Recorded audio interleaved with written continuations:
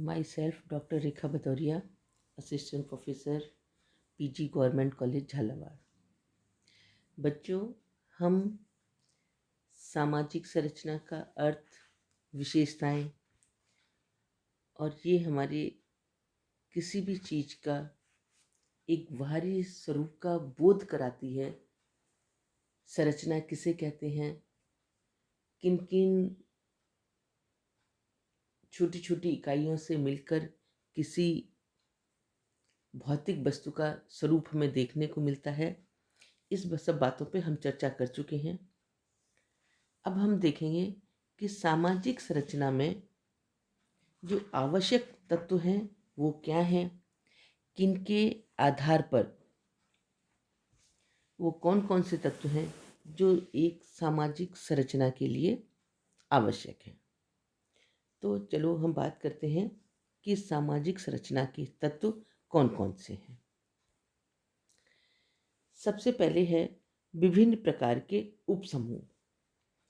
सामाजिक संरचना का निर्माण हम पहले भी बता चुके हैं कि कई छोटी छोटी इकाइयों से मिलकर बनता है।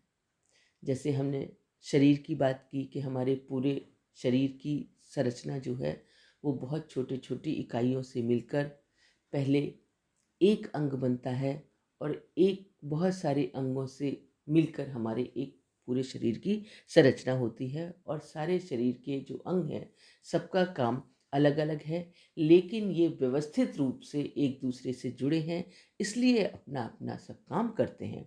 और किसी एक भाग में या शरीर के किसी एक अंग में अगर कुछ भी परिवर्तन होता है या कोई परेशानी होती है तो उसका प्रभाव पूरे शरीर पर पड़ता है। इसी तरह से हमारी सामाजिक संरचना है कि बहुत छोटे छोटे विभाग, उपविभाग, संस्थाएं, समुदाय, समिति, ये सब चीज़ जो हैं वो समाज की एक छोटी छोटी इकाइयां हैं। और इन इकाइयों के आधार पर ही पूरे समाज का निर्माण होता है। और इनमें से किसी एक में भी अगर कोई परिवर्तन आता है या एक में भी कोई अव्यवस्था उत्पन्न होती है तो इसका प्रभाव पूरे समाज पर पड़ता है। तो इसी तरह से इसके लिए कौन कौन से सामाजिक संरचना के लिए जो आवश्यक तत्व हैं आज हम उनकी बात कर रहे हैं। तो उसमें सबसे पहले है विभिन्न प्रकार के उपसमूह। मतलब सामाजिक संरचना का निर्माण कई प्रकार के उपसमूहों द्वारा होता है, जो क्या है, परस्पर एक दूसरे से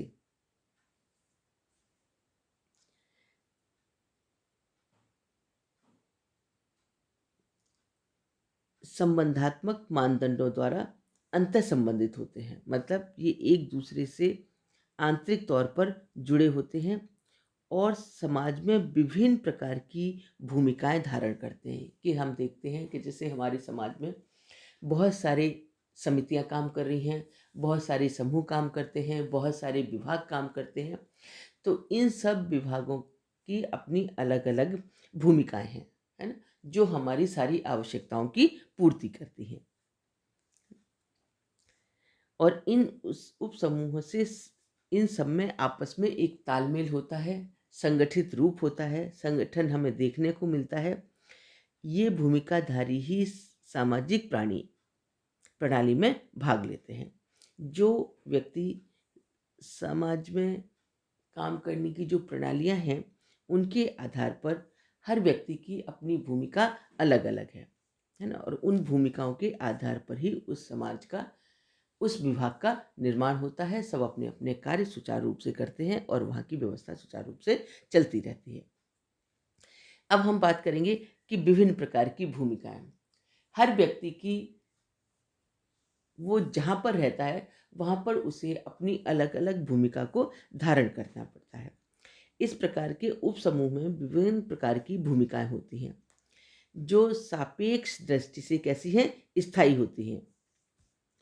कई भूमिकाएं तो उसे धारण करने वाले व्यक्ति की अवधि के बाद भी बनी रहती हैं। ये भूमिकाएं भूमिकाधारियों से अधिक स्थायी होती हैं। जैसे कोई डॉक्टर है, कोई वकील है, तो कोई जज है, कलेक्टर है, तो इन सब की भूमिकाएं अलग अलग हैं और इनके सबके विभाग भी अलग अलग हैं, समूह भी अलग अलग हैं, उप समूह भी अलग अलग हैं। लेकिन जो जहाँ पर जिस समूह का या उप समूह का सदस्य है, वहाँ पर वो अपनी भूमिका का निर्वाह करता है और वहाँ पर जो भूमिकाएं निर्धारित करता है वो पूर्ण रूप से स्थायी होती हैं, बल्कि इतनी स्थायी होती हैं कि व्यक्ति से भी अधिक स्थायी होती हैं, है ना? और वो हमारे समाज का एक हिस्सा होता है।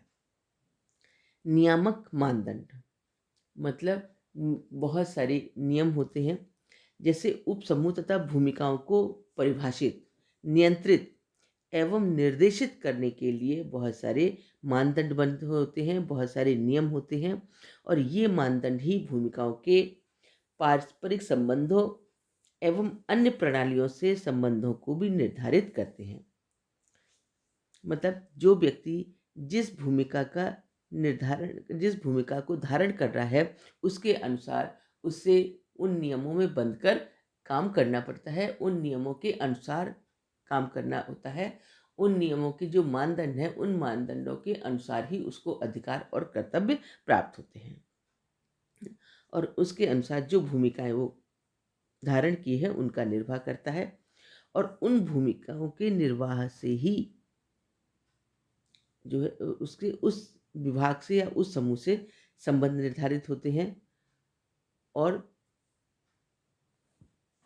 इन्हीं कारणों से सामाजिक अंतःक्रिया कि जो वो समाज में रहकर उनके अनुसार क्रिया कर रहा है, उसमें स्थायित्व और नियमितता एवं पुनरावृत्ति पाई जाती है कि वो जो उसे भूमिका प्रदान की गई है, उसके अनुसार उसको नियम बताए गए हैं, उसके अनुसार वो उसमें स्थायित्व है और नियमितता मतलब उसको नियम के अनुसार ही काम करना है, नियम के अनुसार चलना है, तो वो एक नियम में बंधा हुआ है एवं उसमें उसे वो रोज-रोज उसी काम को करने की पुनरावृत्ति करता है, बार-बार उस काम को दोहराता है, जो उसके अधिकार क्षेत्र में है, जो उसने भूमिका धारण की है, उसके अनुसार उसकी जो उसने धारण किया है, जो उसने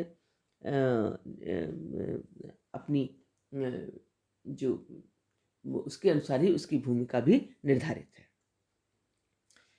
सांस्कृतिक मूल्य सांस्कृतिक मूल्य की सामाजिक संरचना में संबंधात्मक एवं नियामक मानदंडों के अनुसार मतलब जो व्यक्ति जो जीवन जी रहा है, जो उसको पद दिया गया है, उसके अनुसार वो उसकी भूमिकाएं निर्धारित की गई हैं, उन भूमिकाओं का वो निर्वाह कर रहा है, तो इस सामाजिक संरचना में उसका बहुत गहरा संबंध है और वो क्या है उन नियमों के अनुसार काम कर रहा है जो उसको नियम बताए गए हैं।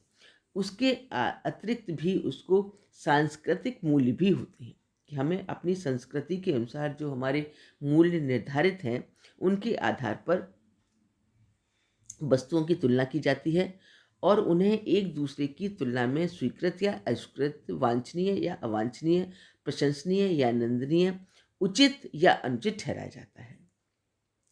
जो हमारे सांस्कृतिक मूल्य के अनुसार उचित है और अनुचित है, तो हमें उचित वाले कार्यों को किया जाना चाहिए।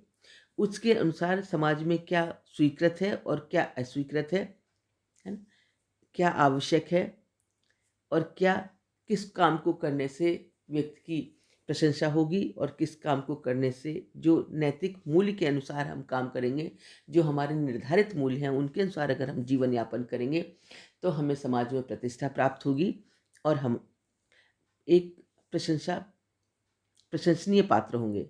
लेकिन अगर हम उसके विपरीत आचरण करेंगे, जो सांस्कृतिक मूल्य के विपरीत है, जो सांस्कृतिक मूल्य के अनुसार उचित नहीं है, अनुचित ठहराया गया है, अगर उनके आधार पर हम काम करेंगे, तो हमें क्या है, एक समाज में उच्च स्थान प्राप्त नहीं होगा और मूल्यों के आधार पर ही हमें भावनाएं, विचार, लक्ष्य, साधन, संबंधों, समूहों और गुणों का मूल्यांकन किया जाता है।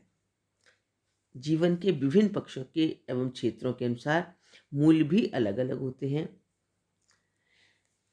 तो जो जो हमारा क्षेत्र है, जो हमारा लक्ष्य है, जो हमारी भावनाएं हैं, है ना, उन मूल्यों के अनुसार हमें अपना जीवन यापन करना पड़ता है। हम उन कार्यों को करते हैं जो समाज सांस्कृतिक मूल्य के अनुसार उचित हैं। उन व्यवहारों को हम करते हैं जो समाज मूल्यों के अनुसार उचित है।